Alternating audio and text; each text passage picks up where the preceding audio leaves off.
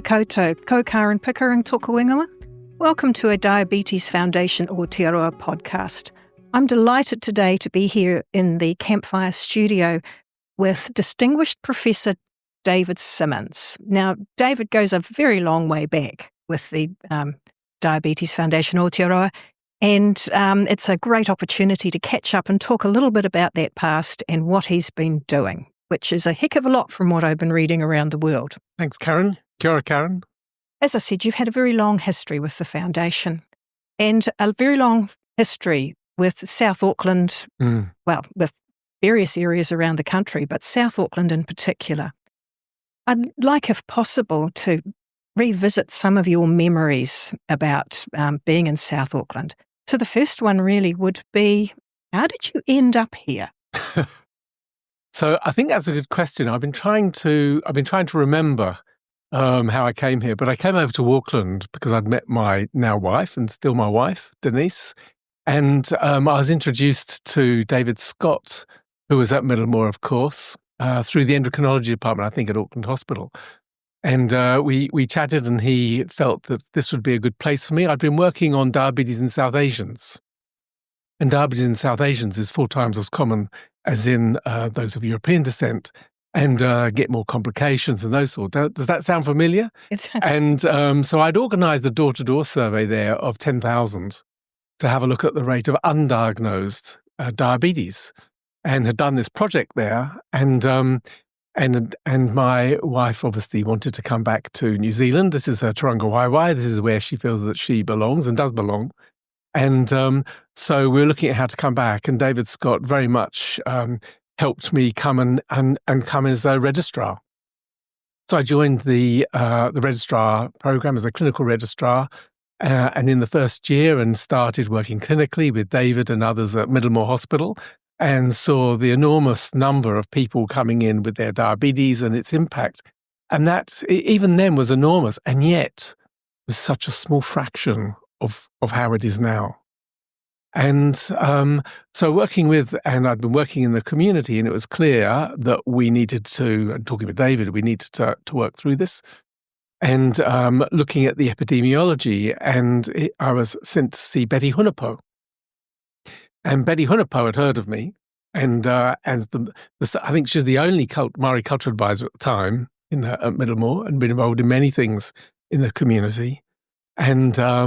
And she said, "Look, we need to know this, but don't just tell us what's going on. Help us do something about it." And then I was also introduced to Christina Tapu, who was the Pacific cultural advisor at Middlemore at the time, and she said the same thing, really, that we really needed to deal with this. It's such a terrible thing affecting not just the older people with type 2 diabetes, and that's not just an old. I mean, you think of the impact there.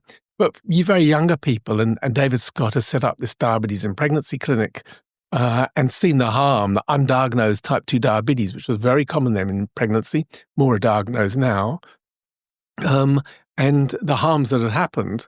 And you can see this is the front end of this epidemic, where there are a lot of these younger Māori and Pacific people with type 2 diabetes coming into pregnancy or, in their 20s and so forth. So, as you know, David Scott had been very much involved in the community, talking about things that he'd done with Garth Cooper and in the Otara market.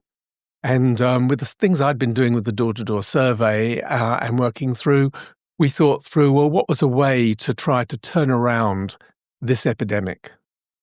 And how do we do this? And I then got a grant, a scholarship from the AMP Society at the end of my first year here as a registrar. So I became a research fellow for a year, and then that was extended. And I started a project on something I called the neonatal diabetes study, looking at the impact of hyperglycemia, so gestational diabetes, on and type 2 diabetes to a lesser extent, on those babies, and different ethnic differences, which I'd already spotted in the UK. But in parallel with that, setting up this household survey to look at, well, what is the prevalence of type 2 diabetes and diabetes overall and its complications? How are people being involved? And we'd already had in our minds trying to work through the structures that were in the community. So even in that household survey, for those with diabetes, we actually asked what church, for Pacific people, well, anyone really, what churches they're involved in, because we knew that Pacific people congregated around the churches, depending on their denomination. And for Māori, we had Whaiora Marae as the main urban marae, but of course otherwise people went to according to their local iwi. And so we went through this door-to-door survey. That door-to-door survey ultimately was with 100,000 people. So that was Mangere, Otara, Papatoe, and Otahu. So we visited every single house. And actually, I visited a lot of those houses for where the team, someone had said, no, not too interested. So I would go along and say why it was important.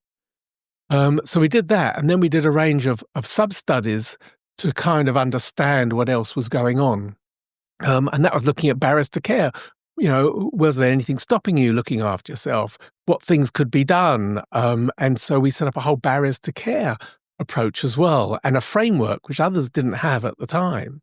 And then as well, looking at what was going on and looking around the world at the evidence that was growing at that time, that actually maybe type 2 diabetes could be prevented through lifestyle programs. But with trials, you know, the people coming to trials are kind of special. They're people who want to do trials. So we wanted very much to work through the community. So we were talking with the people at Whaiora Marae, and we were talking with people in different churches. And we started off simply because of members of the team with Seventh-day Adventists and Latter-day Saints.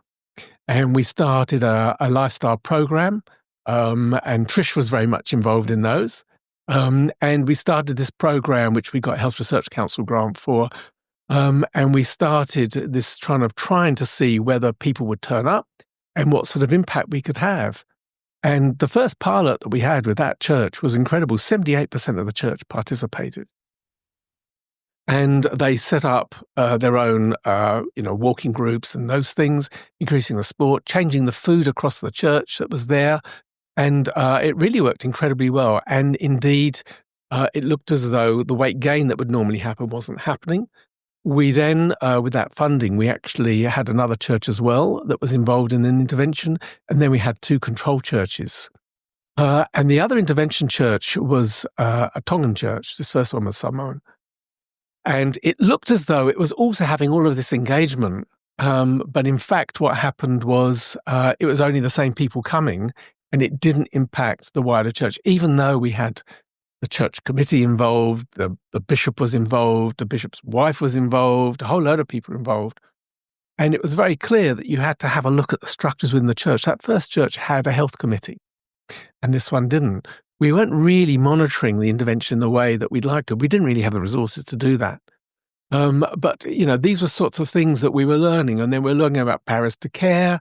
So some of those were that people weren't used to taking their tablets. So we did a study on a blister pack where people get, you know, nowadays these packs are normal. But in those days, they weren't. And we got a reduction, I think, by about 0.4% in their, or 4 millimole per mole in their H1C. So an improvement which would have reduced complications by 10% just by putting those medications into a pack. And that mapped onto what we'd learned from our door-to-door survey from the barriers to care. We also showed some of the issues around cost, and that then helped persuade, I think it was Pharmac at the time, to help subsidise the needles, which weren't subsidised initially at that time. So we tried to always use the data to address what Betty Hunapo wanted, which was to address, the needs of that, and to have these lifestyle programs, to set up peer support so that people could help each other, which again was quite potent as a way of supporting people to make the decisions to self-care, which you can say, well, you know, it's up to the individual to self-care. Well, actually, with the barriers that we spotted, that was a lot of barriers. Mm. That paper, 1996, if I remember rightly, still being recommended as a resource for planning and designing new programs and activities around health, because it's still extremely relevant today. If you cast your mind back to that paper, was there anything that surprised you with the barriers that you found? I think one of the learning points was that the relative importance of each of the barriers might vary between the different groups, between Maori, Pacifica, and Europeans and others, but they were all there. So you could actually look at, say, the top 10, and they were roughly the same for the top 10. Obviously, addressing them varied because you had to tailor them to the particular family and life circumstances of those individuals and those groups. So the commonality of those was, I think something that was really interesting and really important to learn. I think people really had a lot of barriers, and the number of barriers was really important. So we looked at that. And in another study later on, this was down in the Waikato actually, we looked at those barriers from the people with diabetes versus the GPs versus the specialists. And there were the specialist services, and there were different perspectives. So the people with diabetes had a different perspective on what was important for their diabetes in comparison to the GPs, in comparison to the diabetes services.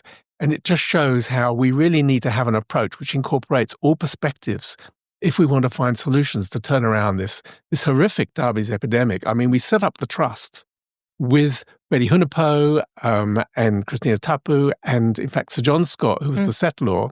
That's what we set it up as, the South Auckland Diabetes Project, the Sugar Busters, which was named by two of our students, by Lottie and Aruni. They came up with this fantastic drawing.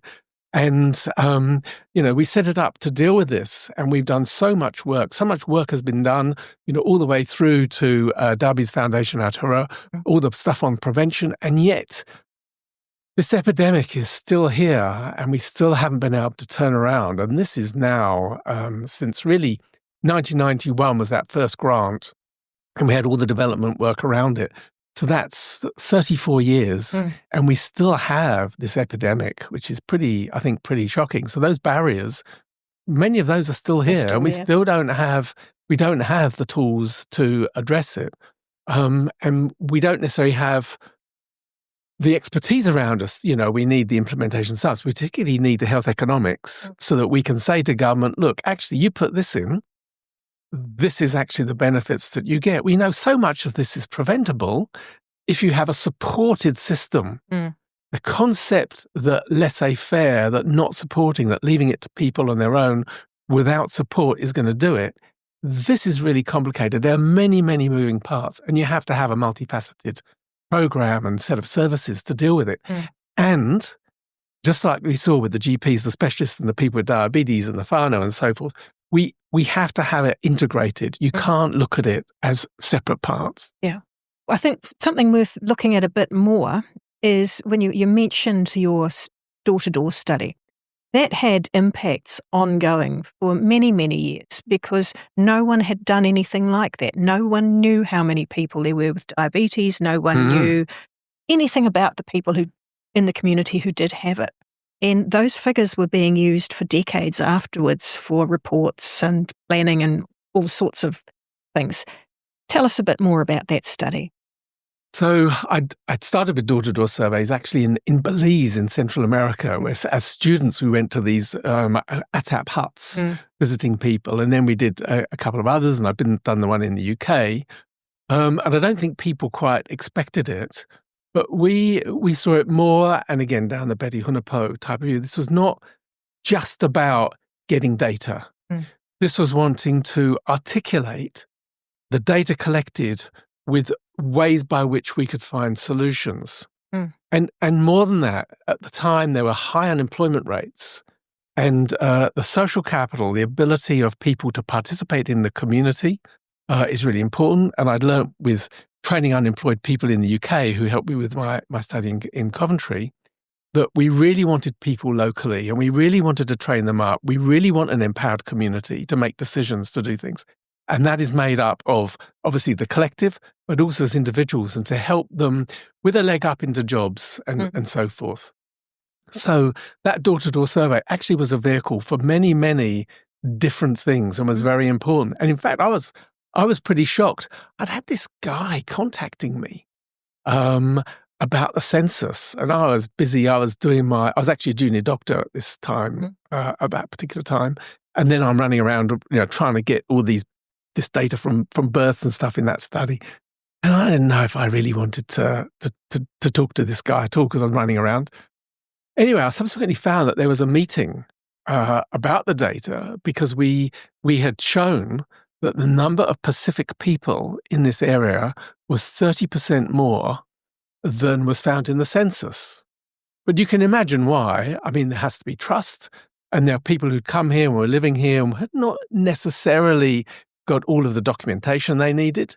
So we showed 30% more, and there were actually 10% more Maori as well. And you can say, well, that's really interesting from a numbers point of view. But the resources that come to an area from government depended, certainly at that time, on the population. So if you're not counting 30% of a large proportion of the population and 10% of another, that's actually a lot of resource that's not coming to Middlemore and not coming to local government. And because of those numbers, as you said, those were then used to recalculate the resources. And my understanding is, this is what I was told, I don't have anything documented, was that actually more resources flowed into Middlemore and more resources flowed into South Auckland because of that door-to-door census, which we had to do to identify those with diabetes, identify the prevalence, and then the questionnaires of those with diabetes. So yeah, no, I think it was really very, very important. And we actually did another analysis because we wanted to validate the questionnaires. So we did go back to a very small proportion of households, about a couple of thousand. Sounds a lot, but when you're visiting 100,000, it's not a great deal, to see what we'd identified. And we repeated our knowledge questions because when we went round door to door, we also gave leaflets and tried to increase people's awareness of diabetes, yet another thing for the door-to-door survey. And we actually found that knowledge had increased as a result of that door-to-door survey.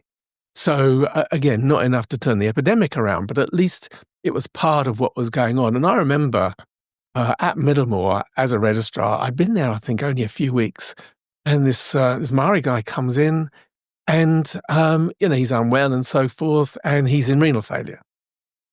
And he's got undiagnosed diabetes, type 2 diabetes. I mean, he's walking in and his diabetes is diagnosed having developed extreme, severe end-stage renal failure. So he'd have had diabetes for 20 years and no one had detected it. I mean, that's pretty shocking. So no offer to try to turn it around. So those things have, I know, improved a lot, but we still have this problem of the medications and whatever. And I think if I do jump ahead again, so with the door-to-door survey, we were also looking at ways of improving diabetes management in primary care. At the time, there were only limited medications. Diabetes was just transitioning into primary care, and we wanted to know what was going in primary care and improve the care in primary care, working with them. And we made a partnership with the GPs, and we set up this thing called the Diabetes Care Support Service. And what we did is we looked at the Diabetes Care Support Service, and then we looked at the door-to-door survey data. And you can use something called capture-recapture to estimate the numbers with diabetes. Say, look, there's this proportion in this data set, this proportion in data set, how many there are there overall? So we had a look at those total numbers. So that's one of the other things that we used the door-to-door survey, which was validating the GP data sets, and we showed what proportion were missing and so forth. And so that data, as you know, we hopefully helped those practices learn more. So their care hopefully was enhanced as a result. And then many years later, 25 years later, we were able to link that with what was going on with those people. And then we learned some of the shocking things that had been happening over time, despite people helping. So tell us, the DCSS, Diabetes Care Support Service, deserves a description. Tell us about setting that up and what it was expected to do. So around the world in 1989, which was a long time ago, there was a WHO, World Health Organization, International Diabetes Federation, St. Vincent's Declaration that people with diabetes really should have lives as long as other people. Their lives should be essentially the same. The pregnancy outcomes should be the same. And of course, if you make a statement like that, you have to be able to show it.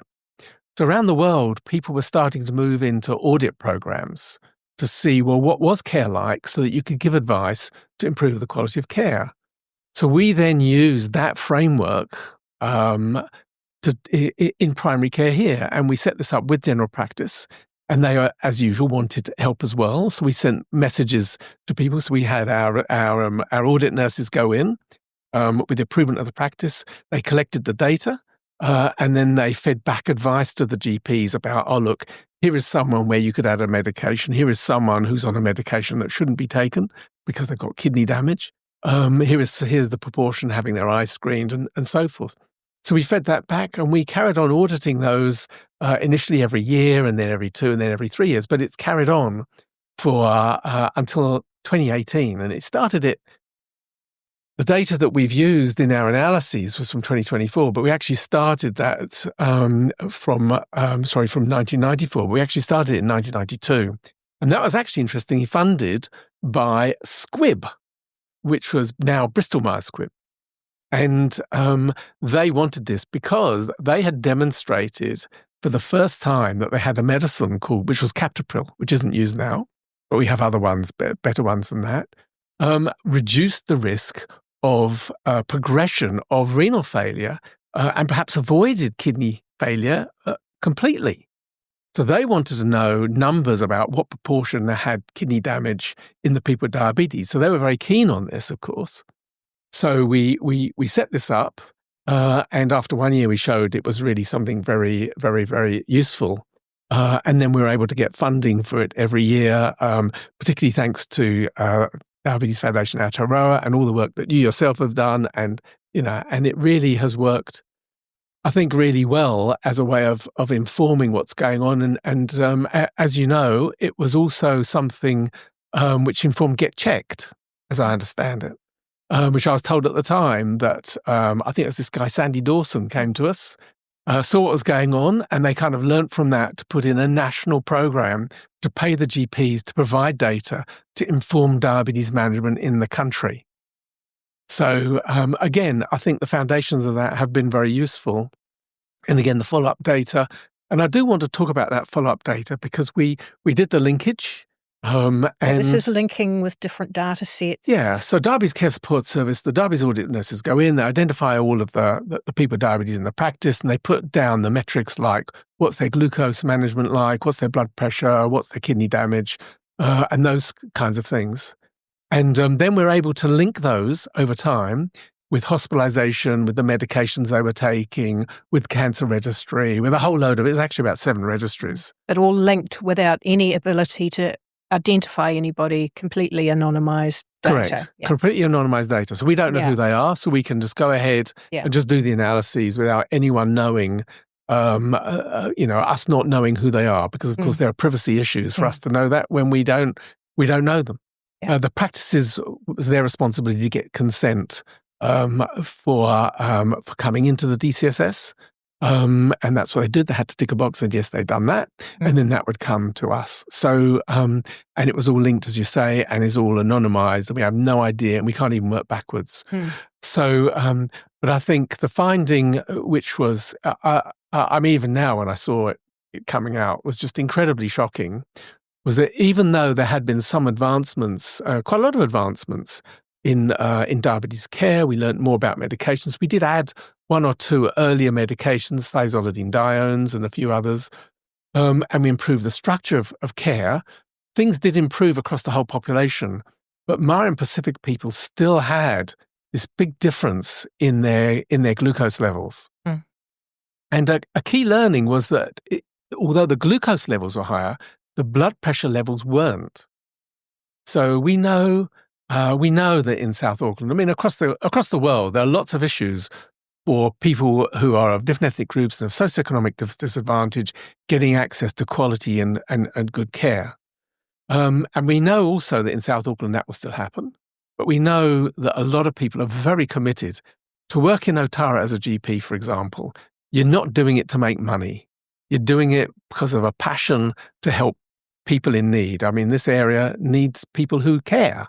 And I think certainly most of those we met really, really cared, and that's why they were doing things. So despite all of those people caring, And despite very slow developments in diabetes care, like glucose monitoring and those things, the ethnic difference in the glucose was still there, not a difference in blood pressure, suggesting that, where it was possible to address this ethnic difference, then it was being addressed. But in glucose, there was something extra going on. And the issue is it's really hard to manage glucose and diabetes when people are more insulin resistant and larger and so forth, a particular issue for Maori and Pacific people. So that went on for 25 years, which I'm still very shocked about.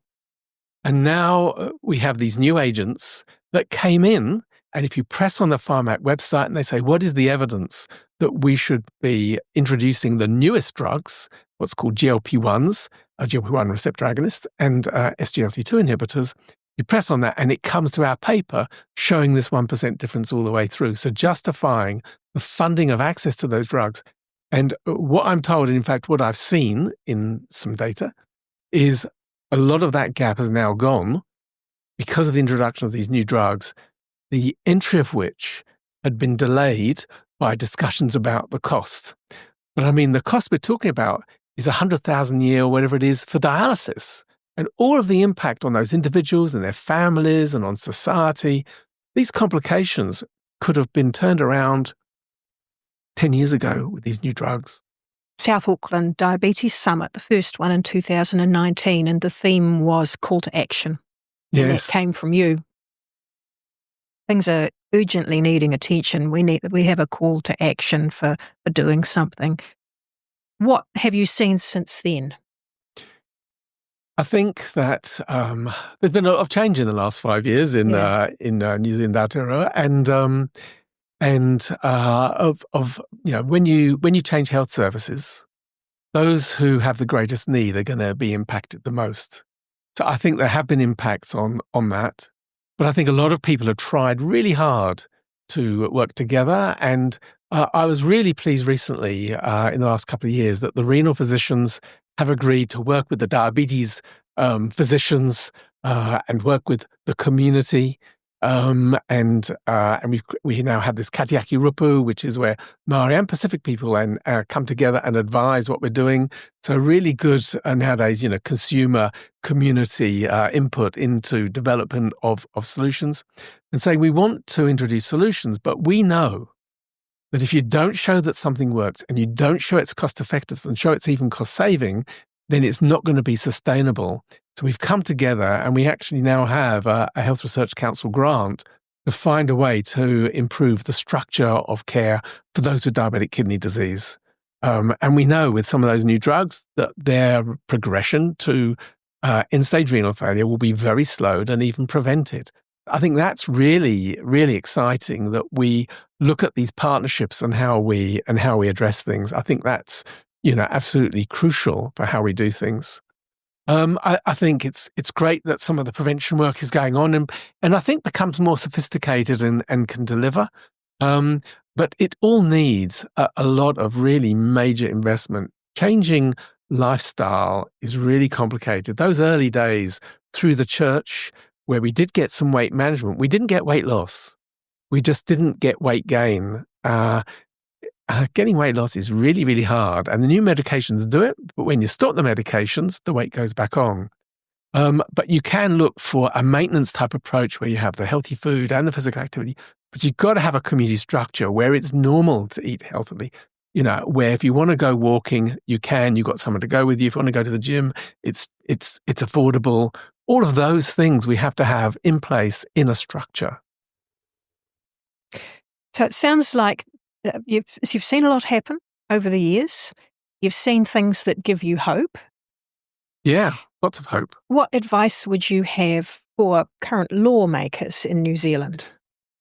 I think that it's very, very, very clear that diabetes is the major threat to the community in South Auckland and many parts of New Zealand, and many parts of Auckland, absolutely.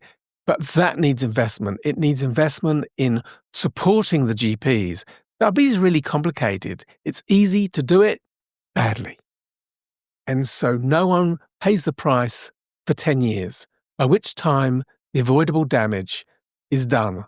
So that prevention work, prevention supporting the lifestyle change, prevention supporting the best management we can once people are diagnosed, we now know that we can put type 2 diabetes into remission. Within the first 6 years, we know that this is actually a pancreas attack. The pancreas is shown on MRI, magnetic resonance imaging, that you can see the fat infiltrating the pancreas. You have people with a 10 to 15% weight loss. That fat infiltration goes, and the pancreas starts producing more insulin, and things are better. It's true, it works in about 50%. Those that lose the most, up to 85% of those, their type 2 diabetes will go. But it's very hard to maintain. We need better ways to maintain. In the second year, it's about a third of prevention. By 5 years, it's about 10 or 20%. But those 10 or 20%, if you think about the huge numbers we're talking about, that is 10 or 20% of a big number. That is still a big number. And after that, even if the diabetes comes back, at least it's easier to manage it. They've got the skills, they know what to do, and they're starting from a better place, and they're less damaged. So I think investing in remission services, and then finding ways for everyone to work together, making sure that the best quality care is put in, that those medications are there, and we address those barriers, the financial barriers. Fruit and veg is not a luxury. We know that people need sometimes help in making decisions around it, but often it's just not affordable for them, and sometimes other foods, which are energy dense, are cheaper. So we need to look at ways of supporting better approaches for access to those. And some of the psychological issues, how do we support those? Investing in peer support. We developed in the UK, again, based on the learning in South Auckland, we developed these peer support services, and we found that it cost about what would have been the equivalent of about $28 per head per annum for peer support to be supported, so that it's delivering in a way which actually means that general practice and others are not being impacted upon, and people help each other. People want to help each other. And a project which we're just doing in Sydney, again, based on the work here in South Auckland, in our churches, we put out a call for peer supporters in a Pacific church, a Samoan church. 50% of the community came forward and said, I'd like to be a peer support facilitator. In the end, we trained 20%. Can you imagine the size of the number of people we would have to help each other with some of those lifestyle issues, and making sure if they've got medications, taking them, easier to get access because, today I can't afford to go somewhere, but actually someone else who can help me.